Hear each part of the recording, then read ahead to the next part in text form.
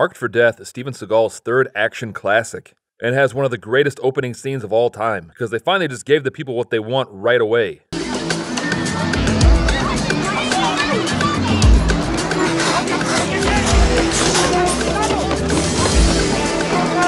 Like, people want to see Seagal run. Don't hide that. Don't wait till 40 minutes into your movie. It's kind of like Jaws. The first couple movies, they mainly keep the shark hidden until the end, but then Jaws Revenge was just like, here you go. You know what a shark looks like. Steven Seagal plays DEA agent John Hatcher, and he joins an elite group of badasses from the 80s and 90s that were all named John. It's a pretty good group to be a part of. And Seagal finally makes the jump from detective to full-on federal agent. And that's the big leagues right there. And normally that kind of character change would result in a different style, but nope. Steven Seagal will always dress like Steven Seagal, regardless of what character he's playing. And I get that Seagal had an image he wanted to maintain, but long-sleeve black attire in Colombia? How many times did they have to stop production because Seagal was suffering from heat exhaustion? Hatcher is chasing down Hector with his partner Chico, trying to get information about a drug deal. Anybody, huh? Did you see anybody?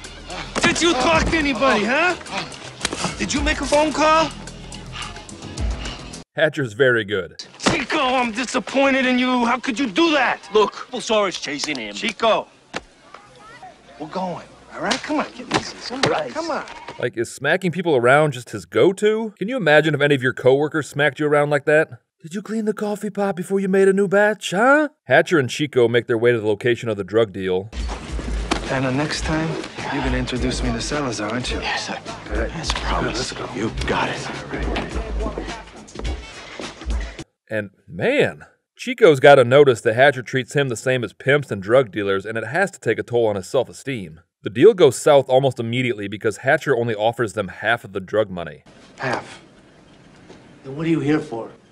I'm here to do business. If you don't like that, then I'll take off, all right? So even though the DEA just needs this deal to go through so they can arrest the bad guys, Hatcher tries to lowball them? Like, you're gonna get that money back. Why be stingy? And I will say that the fight scenes in Marked for Death are a huge step up from the first two Seagal movies. He still flips people until they succumb to their flipping injuries, but now the dude's added sword work to his repertoire. Can you imagine getting your hand chopped off and then getting flinged ass over tea kettle? I would just hope I died quick. Chico gets gunned down and Hatcher makes his way back to Chicago and immediately goes to confession, but not before changing from his all-black Seagal attire to the same freaking white button-up shirt / vest combo. Like, does he know that he can wear something else for a movie? Hatcher is burnt out and quits the DEA. Nothing we ever did amounted to shit, and you know it.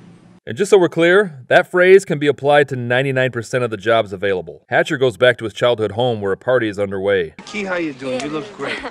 You look good. Jesus, Hatcher, you can't slap around a child, man. Hatcher visits the local high school where drug dealers are selling drugs to a young, distracted nerd. But they didn't get my character completely right. Now, I was rocking all denim, but I never said cool when offered drugs. I would say something like, neat, and do finger guns. You don't want to come across as a dork, but you also don't know what to do with your hands, and you definitely don't want them to think you're a narc. Right here, send you right to heaven. Make Cloud9 look soft. Is that crack? Good save. And for the record, I asked if every single drug was crack. Hatcher meets up with his old friend and army buddy Max Keller, who is played by the always fantastic Keith David. And when they notice the drug dealers trying to sell to high school kids, the football coach is more upset about it than the DEA agent. Let's go. Get in the car. Get in the car. Get in the car. Get in the car. I mean, I get the Hatcher's retired and burnt out, but come on, man. The drug dealers are part of a Jamaican gang called the Posse. The leader of the Posse is the utterly terrifying Screwface. Everybody want go heaven. Nobody want dead. Screwface passes himself off as a voodoo shaman who rules the Posse through fear, because Screwface is said to be magical and can appear in multiple places at once. Hatcher and Max go out for drinks, and you know how great it is when two friends haven't seen each other in a while, but they can still pick right back up where they left off without missing a beat? Some hormones in here. Oh, yeah. Max notices the two members of the Jamaican posse selling cocaine in the bar, and Hatcher tells him to let it go. And again, the high school football coach is more upset about people dealing drugs out in the open than the DEA agent. Last month, my 13-year-old nephew died in a crack house run by these guys. Oh, shit. Probably should have led with that. Alright, that makes more sense. The Jamaican posse shoots up the bar and they arrest one of the drug dealers who threatens Hatcher's life, and the FBI takes over the investigation. Jamaican gang expert Leslie Davalos finds a voodoo symbol on the wall of the bar that was put there by Screwface's men, and they really tried to shoehorn in a love interest for Seagal in this one, but doesn't quite work. Who's that? It's John Hatcher. Him coming in with us? No, he thinks he's retired. He still looks functional to me. Being an actress cast as a Seagal love interest had to be one of the most degrading jobs in Hollywood. Like, they don't even meet in this scene, and already she's drawn to his animal magnetism or some shit. Like, he's got dragons on his jacket. If a man commit a crime against you, he must be paid back 1,000 times. Remember talking to your boys like this before the coronavirus? The things we took for granted. Hatcher goes to see his sister Kate when the posse performs a drive-by and his niece Tracy is shot and taken to the hospital in critical condition. The doctor comes out to say that Tracy will have to have surgery and she's fighting for her life, and Hatch, I know you want to smack him around to get your way, but that doesn't work in every scenario. We treat all of our patients exactly. Let me tell you something. Easy, buddy. You can't push a doctor. He's not your nephew. Hatcher then becomes a man on a mission and starts to rough up mobster Jimmy Fingers for information about Screwface. I'm a main man! God made men. You know, Schwarzenegger and Stallone always get a lot of credit, but I feel we don't talk enough about Seagal's one-liners. Just fantastic. And then one of Screwface's men throws himself out the window rather than have Hatcher take him hostage. One thought he was invincible, the other thought he could fly. They were both wrong. I mean, seriously, just dynamite.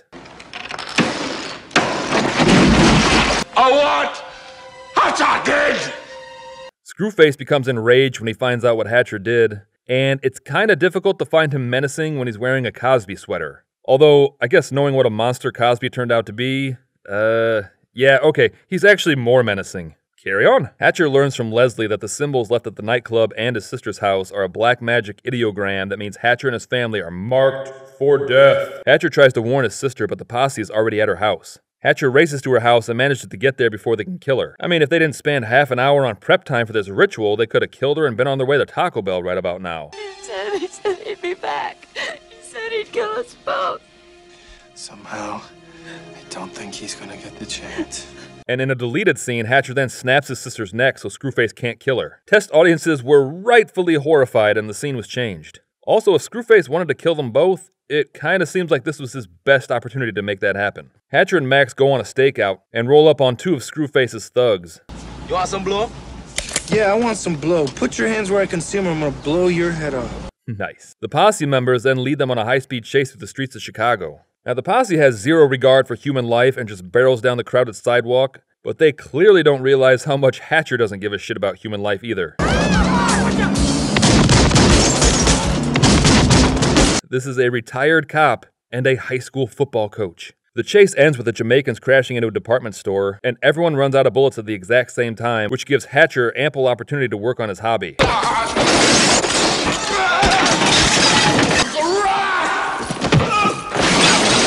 I don't mind if you kill her, because I don't know her at all. Oh my god, he just punched that poor woman in the face and threw her to the side like a rag doll. So Hatcher wipes out all the bad guys and, oh, good cleanup, Max. Way to swoop in for shared credit. Nice of you to join the fight. My jacket got caught in the car door, so get off my back about that. Leslie tells Hatcher that Screwface's men believe him to be superhuman and all-powerful, and the only way to stop the posse is for Hatcher to kill Screwface so they will think that he's stolen Screwface's power. I don't think there's a lot of guys like you anywhere. What's that supposed to mean? Well, for starters, you're the only adult I've ever met who wears a tiger jacket. They learn that Screwface has gone back to Jamaica, so Hatcher, Max, and Jamaican-American detective Charlie buy black market weapons and prepare for the final showdown with Screwface. Right after they painstakingly make their own bullets. Kinda seems like bullets would be something you would be able to buy along with the guns. But knowing Hatcher, probably tried to haggle with the guy and ultimately just walked away from the deal.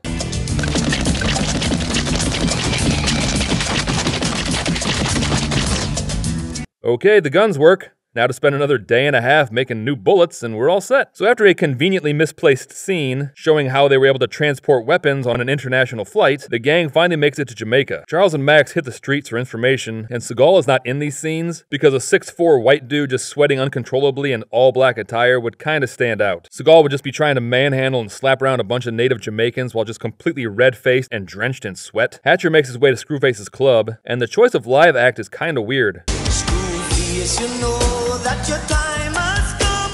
You don't do right, you're gonna dead tonight. If I owned a nightclub and the band started singing a song about how I was going to wind up dead, I would have some harsh words with the club's booking agent. Hatcher and Max then wage an all-out assault on Screwface's compound. They get the drop on Hatcher and strap him to the sacrificial table, but he's Seagal, so he hulks his way out of his bindings, flips people until they die from it, and breaks their arms in this very specific Seagal way. And the final battle between Hatcher and Screwface commences, and it is gonna be awesome. Nope, Screwface is dead. Also, under what authority do Hatcher and Max have to travel to a sovereign nation and murder locals? So after creating an international incident, the boys head back to Chicago and...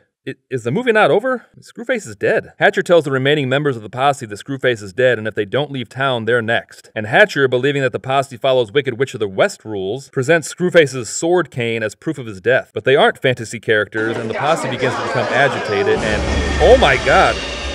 You flew from Jamaica to Chicago with a severed head? Did you have that in your carry-on, or did you stow it? Man, flying pre-9/11 was like Thunderdome in the sky. As long as you weren't actively trying to murder the pilot, you could pretty much do whatever the hell you wanted. Don't even think about it. Also, when was the last time Max went to work? As they're leaving, Charles gets murdered by... Screwface? So we learn that Screwface had a twin brother, and that's why he was seemingly in two places at once. It's like a really dark and violent take on literally every Olsen twins movie. After the second epic battle with Screwface, Hatcher blinds him, breaks his back, and chucks him down an elevator shaft where he's impaled at the bottom. So the nightmare is finally over, but luckily the end credits roll before we get to the true nightmare, which is Hatcher and Max explaining why they broke dozens of laws and almost started a war in Jamaica. Oh, and is Hatcher's niece gonna pull through? Last we saw, she was in a medically induced coma. I think we need like an end credits epilogue.